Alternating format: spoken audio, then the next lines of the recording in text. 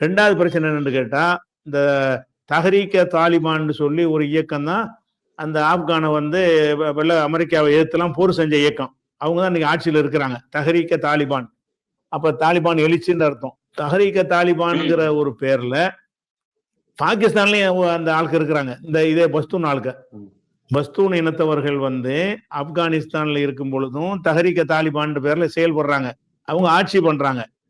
பாகிஸ்தான்ல என்ன பண்றாங்கன்னு கேட்டா, நாங்களும் தஹரீக்க தாலிபான் வைத்துக்கொண்டு அவங்க நோக்கம் என்னன்னு கேட்டா, பாகிஸ்தான்ல உள்ள ஆட்சியை மாத்திட்டு இஸ்லாமிய ஆட்சியை நாங்க கொண்டு வரோம்னு சொல்லி இங்க வந்து பிரச்சனையை கிளப்புறாங்க. அதாவது ஆப்கானிஸ்தான்ல வந்து அது தனியா ஒரு ஆட்சி நடத்திட்டு இருக்கிறாங்க.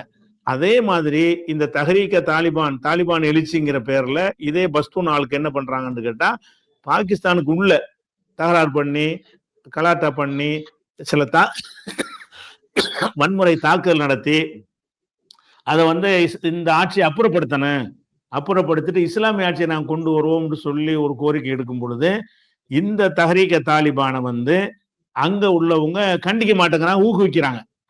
ஒரு நாட்டுக்குள்ள உட்கார்ந்து அதை ஆட்சியை மாத்துவோம்னு சொல்லும் பொழுது அந்த தாலிபானுடைய கட்டுப்பாட்டுல இவங்க கேட்கக்கூடியவங்களா இருக்கிறாங்க, செல்வாக்கு உள்ளவங்களா இருக்கிறாங்க.